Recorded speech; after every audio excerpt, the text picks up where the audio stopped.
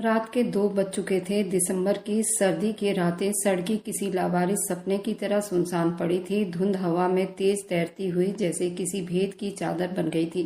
सड़क के दोनों तरफ सन्नाटा, ऐसा जैसा वक्त भी चलते चलते कहीं रुक गया हो।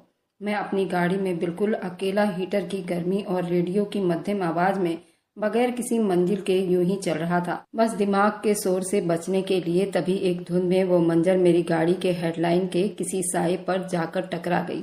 एक लड़की बाहर 15 साल की, पुराना शॉल ओढ़े, बाल बिखराए हुए, आंखों से आंसू बह रहे थे। वह बिल्कुल सड़क के किनारे खड़ी थी, जैसे किसी फैसले के इंतजार में हो। मेरे अंदर तक कुछ जाग गया था, जिसका नाम मैं नहीं जानता था। मैंने गाड़ी धीरे कर ली और शीशा नीचे किया। क्यों रो रही हो? वह चौंकी नहीं, जैसे उसे पहले ही अंदाजा हो गया हो गाड़ी कोई रोकेगा। फिर बहुत धीरे से उसने कहा, पापा के अंतिम संस्कार के लिए पैसे चाहिए। मैं कुछ पल उसे घूरता रहा, दिल में एक ठहाका लगाया, क्या जमाना आ गया है। सड़क पर खड़ी लड़की और ये शब्द। मैंने सोचा ये भी कोई नया बहाना होगा भीख मांगने का। बाप के अंतिम संस्कार के लिए आंसू बहाकर भीख मांगने का नया स्टाइल चालू हो गया है। फिर उसी पल जैसे मेरे अंदर का घमंड जाग उठा था। मैंने मुस्कुराते हुए कहा, अगर सच है तो नाच कर दिखाओ। मैंने ये सब कहते उस वक्त खुद को बहुत समझदार आदमी समझ रहा था। उस लड़की ने पलकें नहीं झपकाई। उसके चेहरे पर न गुस्सा था न हैरानी, सिर्फ एक चुप्पी जो मेरे ताकत से कहीं ज्यादा ताकतवर थी। जैसे वो मेरी आंखों में झांक कर कह रही हो, तुम जो कह रहे हो तुम्हारे अंदर की गंदगी है, बाहर की नहीं। कुछ पल बाद उसने अपनी पलकें झुका ली और बस इतना कहा, चलिए। मैं हैरान रह गया। ये चलिए का शब्द नहीं, एक तमाचा था। बगैर चीखे, बगैर हाथ उठाए उसने मेरे गुरूर को गिरा दिया था। मैंने दरवाजा खोला, वह चुपचाप पिछली सीट पर बैठ गई। गाड़ी दोबारा चल पड़ी। मैंने स्टीयरिंग को मोड़ा, उसकी तरफ देखा। उसकी आंखों में अब भी नमी थी, मगर कोई बात नहीं कर रही थी, कोई तरस की भीख नहीं मांग रही थी, सिर्फ चुप थी। मैंने बात करने की बहुत कोशिश की। नाम क्या है तुम्हारा? उसने कहा, उर्वशी। कहाँ रहती हो? जहाँ पापा पड़े हैं। मैं कुछ और पूछना चाहता था, मगर कुछ भी कहना बेमन लग रहा था। गाड़ी एक क्लब के बाहर रोक दी। अंदर रोशनी ठहाके, वही दुनिया जिसमें मैं पलता आ रहा था। वह दुनिया जहाँ आंखें सिर्फ जिस्म देखती थी, आत्मा नहीं। यहाँ नाचो, मैंने बड़ी तीखे शब्दों में कहा था, मगर अब मेरी आवाज में वह ताकत नहीं थी। वह गाड़ी से उतरी, सर्दी से कांप रही थी, मगर कदम मजबूत थे। अंदर दाखिल होते ही नजरें उस पर जम गई। मर्दों के चेहरे पर वही दरिंदगी जो चमकती रोशनी में छुप जाती है। वह स्टेज के पास गई। किसी ने पूछा, ये कौन है? मैंने कहा, मेरी मेहमान है। स्टेज पर डांस शुरू हो गई थी। रोशनी उसके चेहरे पर पड़ी। वह धीरे धीरे हरकत करने लगी। उसके जिस्म में वह जादू थी जो यहाँ किसी डांसर में नहीं थी। उसके कदम झुक रहे थे, जैसे हर कदम उसे बीते हुए कल की तरफ धकेल रहे हों। लोग तालियां बजा रहे थे, कुछ नोट फेंक रहे थे, कुछ मुस्कुराहट लिए, लेकिन मैं बेबस बैठा उसे देखता रह गया। मेरे अंदर कोई सवाल जाग उठा था, कोई बेचैनी, कोई जज्बा जो मैं बरसों से दबाता आ रहा था। मुझे यूं लगा जैसे स्टेज पर नाचती वे लड़की नहीं, मेरा अपना जमीर है जो मेरे सामने बेबस हो रही है। नाच खत्म हुआ, वह चुप से स्टेज से उतर गई। जमीन से नोट चुन रही थी और मेरी तरफ देखे बगैर बाहर निकलने लगी। मैंने पीछे से आवाज दी, कहा, देखा तुम झूठ बोल रही थी ना। भला बाप के मरने पर नाचता कौन है? मेरा शब्द हंसी से लिपटा हुआ था, मगर दिल में कहीं कोई मलाल महसूस हो रही थी। वह रुकी, उसके कदम जवाब दे रहे थे। वह अब तक बोझ ढो रही थी, एक पल को तेज हो गई। उसने धीरे से सर घुमाया, फिर मेरे को देखा। आंखों में वही नमी थी जो हार मानने वालों के अंदर होती है, जैसे वह आंसू नहीं सवाल हो, जैसे वो मुझसे कुछ पूछ रही हो जो मैं जानबूझकर भी अनजान बनना चाह रहा था। उसकी आवाज कांप रही थी, लेकिन उसमें ऐसी कोई चाहत दिखाई नहीं दे रही थी, बस एक ठहराव और एक दर्द था।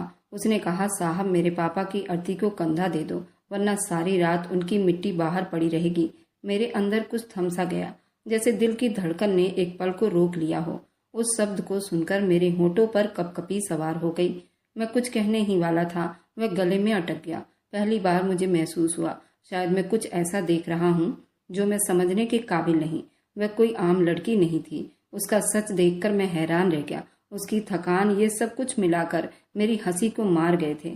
मैंने खुद को संभालने की कोशिश की, होठों पर एक झूठी सी हंसी वापस लाते हुए कहा, अगर सच में तुम्हारे पापा की मृत्यु हो गई है तो मैं तुम्हें 50 लाख रुपए का इनाम दूंगा। वो मेरी आंखों में आंखें डालकर कुछ देर देखती रही, फिर बगैर कुछ कहे मुड़ी और बाहर की तरफ चल दी।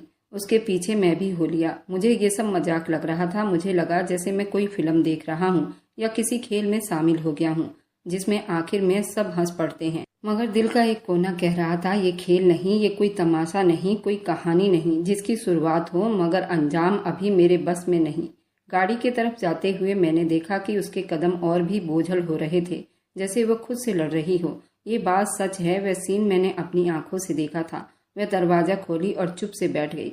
रास्ता तय करते हुए हम दोनों चुप रहे। मेरी गाड़ी के हीटर की निकलती गर्मी हवा हमें जिस्मानी तौर पर गर्म रख रही थी, मगर उस रात की सर्दी में कुछ और भी था, कुछ ऐसा जो सांसों को भी ठंडा कर देता। रास्ते भर वह चुप थी। अब गाड़ी में गाने नहीं बजाए जा रहे थे। हीटर की गर्मी मध्यम हो चुकी थी और हम दोनों के बीच एक ऐसी चुप्पी बैठ गई थी जो कभी खत्म होने वाली नहीं थी। बस एक सच्चाई की मौजूदगी में उसे देखना चाहता था, उसकी आंखों से कुछ जानना चाहता था। मगर वह खिड़की के बाहर झांक रही थी, जैसे शहर की रोशनी में किसी पुरानी याद को तलाश कर रही हो, जैसे उसे पता हो कि मैं मजाक में साथ आया हूँ।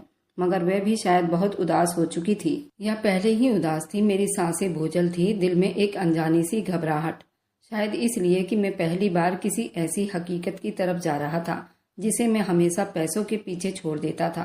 सड़कें तंग होती गई। आसपास के मकान के हाल बहुत बुरे थे। हर टक्कर पर एक अजनबी आंख गाड़ी को घूर रही थी। कुछ सड़क पर हिचकोले खाने लगी। मैंने उर्वशी की तरफ देखा। उसका चेहरा बिल्कुल चुप था, ना कोई डर था न घबराहट, जैसे वह बरसों से इसी रास्ते पर चल रही हो। वह एक दरवाजे के सामने रुकी। मैंने गाड़ी बंद की। दरवाजा खुद ब खुद खुल गया। अंदर से किसी ने नहीं खोला। वह पहले ही जैसे किसी ने वक्त के साथ हथियार डाल दिए हो। अंदर दाखिल होते ही हवा में एक खास तरह की बूंद थी। कमरे की गरीबी साफ दिखाई दे रही थी। मेरे कदम धीरे धीरे बढ़ने लगे। एक छोटे से आंगन से गुजरकर हम एक कमरे में दाखिल हुए, जहां एक पुरानी चारपाई पर सफेद चादर तनी हुई थी। उसके पास दो छोटे बच्चे बैठे हुए थे। दोनों के चेहरे पर न आंसू थे न सवाल, सिर्फ एक वीरानी थी। मेरी आंखें कुछ पल के लिए चारपाई पर जमी रह गई।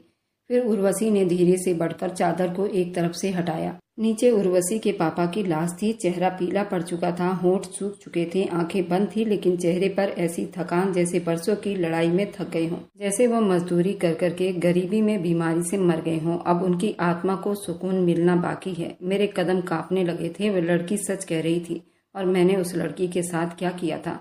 मेरे कदम पीछे की तरफ हटने लगे, मगर मेरा जिस्म अब हरकत नहीं कर रहा था। आंखें आंसुओं से भरने लगी, मगर मैंने सब्र किया।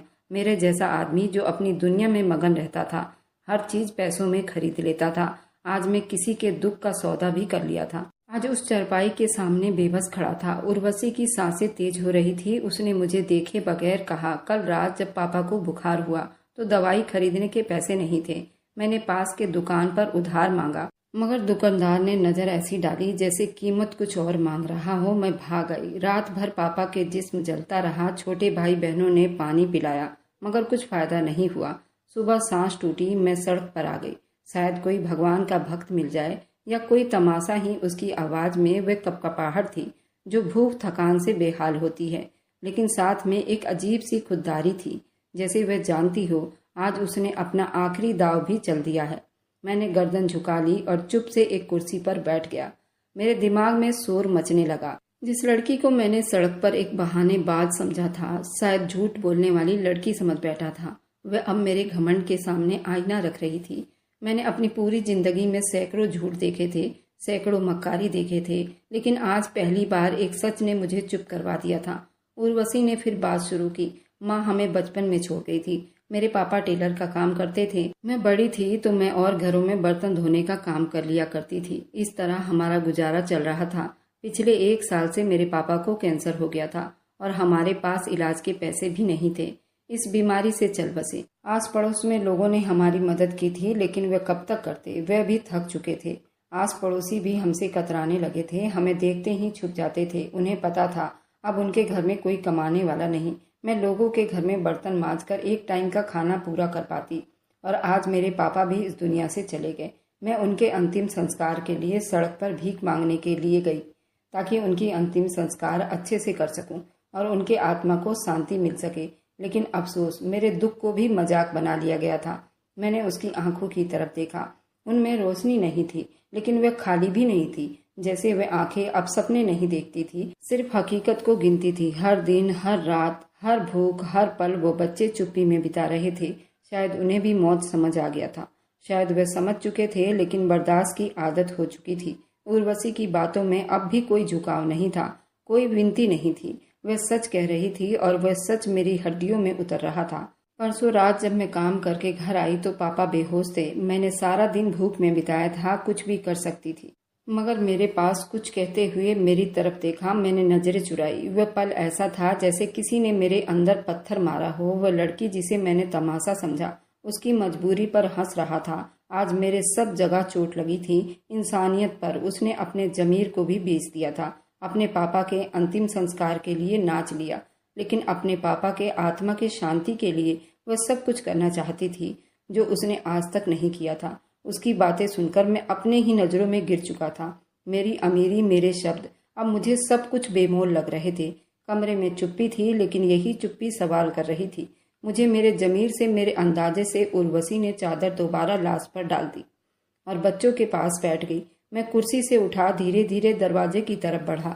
कुछ पल रुककर पलटा और एक आखिरी बार उस कमरे को देखा। वहीं मेरे घमंड की अर्थी उठ चुकी थी। मैं सोच रहा था, इसके पापा की अर्थी की कीमत क्या थी?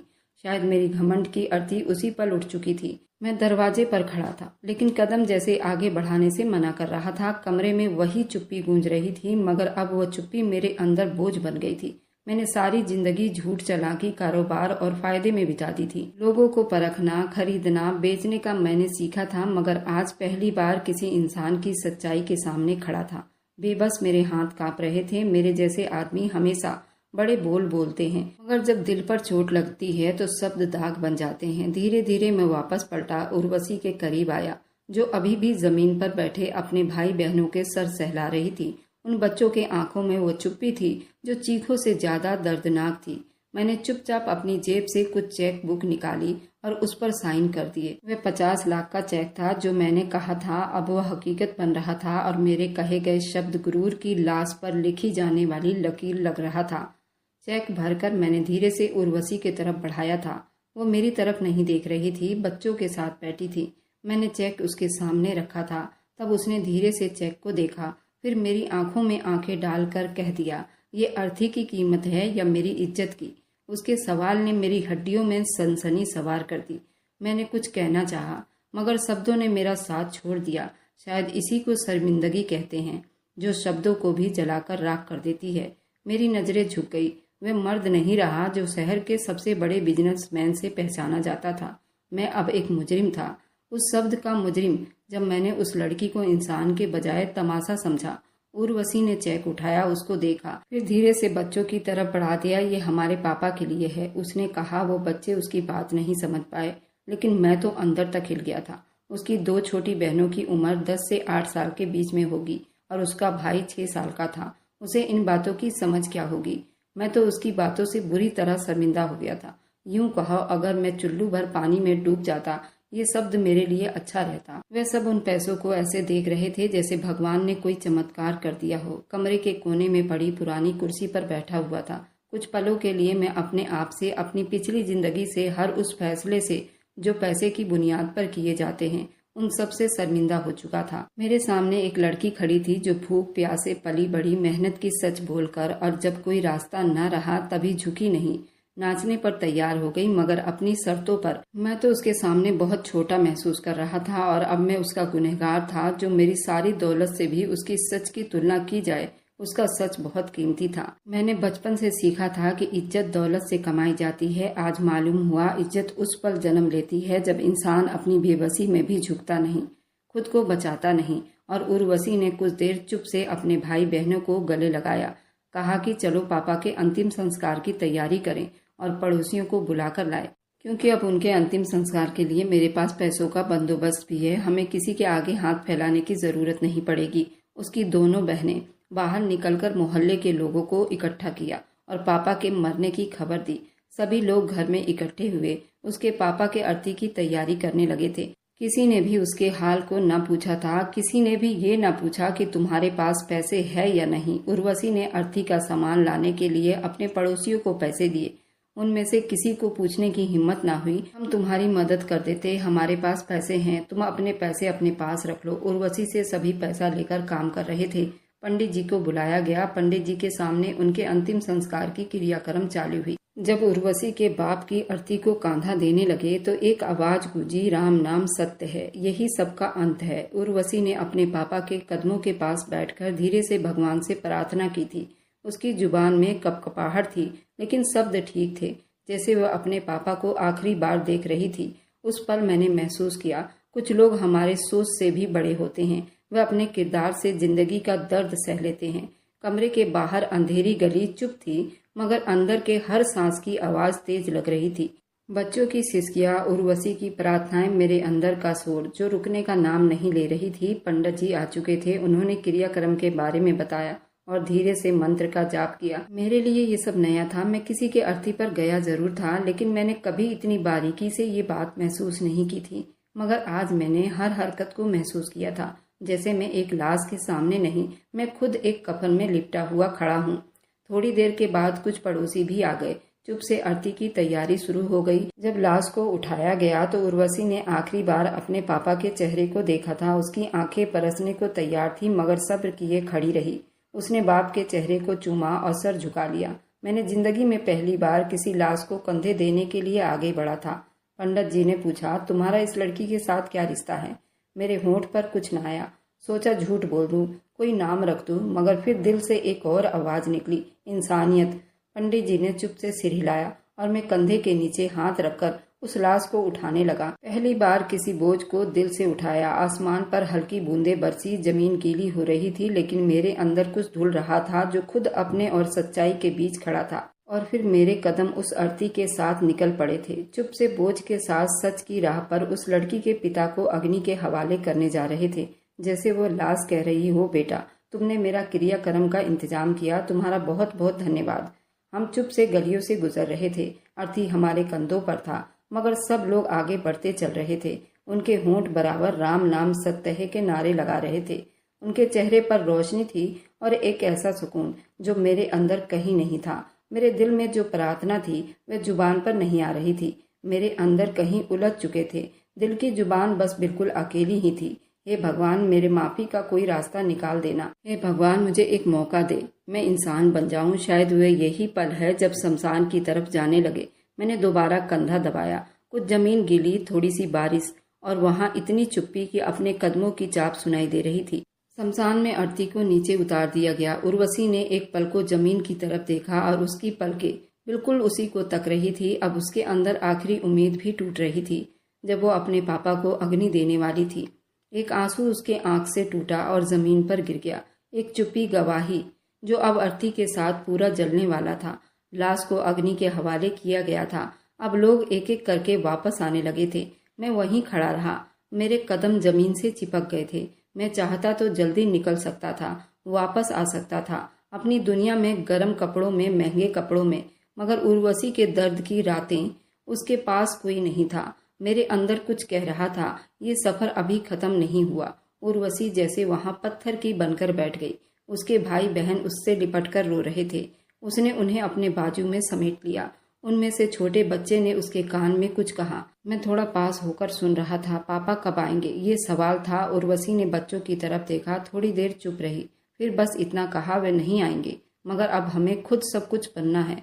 मैंने पीछे हटकर पेड़ की ओट में खड़ा होकर ये सब देख रहा था। मेरा दिल जैसे खुद से सवाल कर रहा था, मैं क्या था, एक अमीर इंसान या फिर एक खाली खोखला डब्बा जो सालों से उस गुरूर में जी रहा था। वे पल जब बच्चे ने पापा के बारे में पूछा, मैं चाहता था कुछ कहूँ, कोई वादा करूँ, कोई सहारा दूँ, मगर मेरे अंदर अब भी कोई हिचकिचाहट थी। मैं नहीं चाहता था वे समझे मैं कुछ खरीदने आया हूँ। आज नहीं, आज मैं सिर्फ इंसान बनना चाहता था, न खरीदना न बेचना। मैंने वापसी की राह पकड़ ली। कदम धीरे से, दिल बोझल थी। गाड़ी तक पहुंचा, दरवाजा खोलकर अंदर बैठा, एक लंबी सांस ली। अंदर अब भी उसकी खुशबू बाकी थी, वही चुप्पी जो वह साथ लाई थी। मैंने कुछ देर के लिए गाड़ी का इंजन बंद रखा और रोशनी में दूर धुंध में लिपटा हुआ इलाका मेरे दिमाग में घूम रहा था। हर गली, हर घर, अचानक जैसे किसी ने मेरे अंदर का पर्दा खोल दिया हो। मैंने साइड में मुड़कर खुद को देखा। वह आदमी जो अब से कुछ घंटे पहले तक शहर का एक अमीर आदमी था, अब आंखों में एक अजनबी सी नमी लिए कुछ और बनने की इच्छा लेकर बैठा था। शायद पहली बार मैंने खुद को देखा।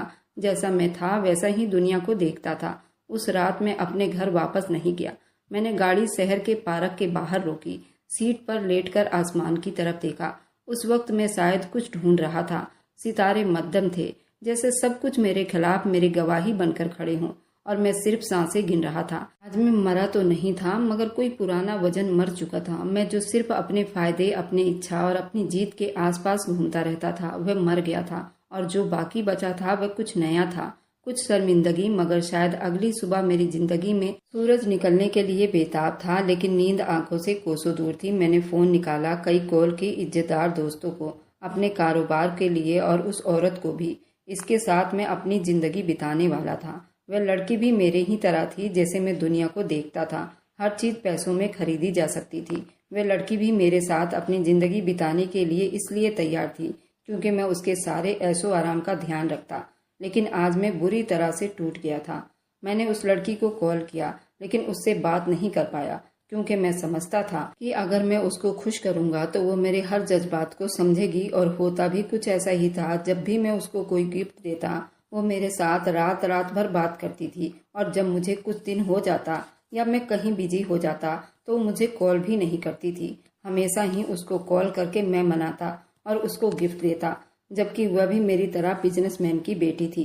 पहले तो अपने बाप के पैसों पर ऐश कर रही थी, अब उसको बिजनेसमैन मंगेतर मिल गया था। उसे दुनियादारी का क्या पता था, उसे मेहनत के बारे में क्या पता था। मैं भी तो उसके जैसा ही था। मुझे भी खूबसूरती चाहिए थी, मुझे भी बनने संवरने वाली मॉडल लड़की चाहिए थी। वह ऐसे ही थी। जब मैं आज अपने आप को बदला हुआ महसूस कर रहा था तो वह लड़की मुझे आज अच्छी नहीं लग रही थी। सबसे पहले मैंने अपने फ़ोन से उसका नंबर ब्लॉक किया। अब मैं एक अलग इंसान बन रहा था जिसमें ऐसे लोगों की कोई जगह नहीं थी। अगला दिन मैं अपने ऑफिस में गया। वहाँ के काम करने वालों के लिए मैंने बहुत सारी सुविधाओं का ऐलान किया। बीमारों के लिए इलाज के पैसे देने का ऐलान किया। कई ऐसे फैक्ट्रियाँ खुलवाई जिसमें औरतें आसानी से काम कर सकती थीं। उनके वेतन भी अच्छे खासे रखवाए और गरीब इलाकों में घर के लिए काम देने का रोजगार भी शुरू किया। जो लड़कियां और बच्चे बाहर जाकर काम नहीं कर सकते थे, उनके लिए भी इंतजाम किया। उनमें से उर्वशी भी शामिल थी। उर्वशी अपने पापा से अच्छी सिलाई सीख चुकी थी। वह कई डिजाइन अपने आप भी कर लिया करती थी। उसके कपड़ों में हैंड वर्क भी बहुत बारीकी से किया करती थी। मैं दोबारा उर्वशी के घर गया था। वह उसी तरह चुप थी। उसके होठों पर कोई शिकायत नहीं था। उसने मुझे फिर से कहा, आज क्या खरीदने आए हो? मैं शर्म से पानी पानी हो गया। मैंने कहा, उर्वशी, मैंने तुम्हारे भाई बहनों को पढ़ने लिखने का इंतजाम किया है और अभी तुम्हारी उम्र भी इतनी नहीं हुई, तुम भी पढ़ सकती हो। उर्वशी ने कहा, साहब, उस दिन सिर्फ मैंने अपने बाप के अंतिम संस्कार के लिए अपने जमीर को और अपने आत्मा को बेचा था, लेकिन अब मैं खुद कमाकर खा सकती हूँ। मुझे आपके उपकार की जरूरत नहीं है। ना मैं अब अपना जमीर बेचूंगी। हाँ, मैं रात को सिलाई करती हूँ और दिन में लोगों के घरों में साफ सफाई का काम करती हूँ, जिसमें अपने भाई बहनों और अपना पेट भर लेती हूँ। उर्वशी की बातों ने मुझे अंदर तक हिला दिया था। मैंने कहा, मैं तुम्हें खरीदने नहीं आया, मैं अपने पापों का पश्चाताप करने आया हूँ।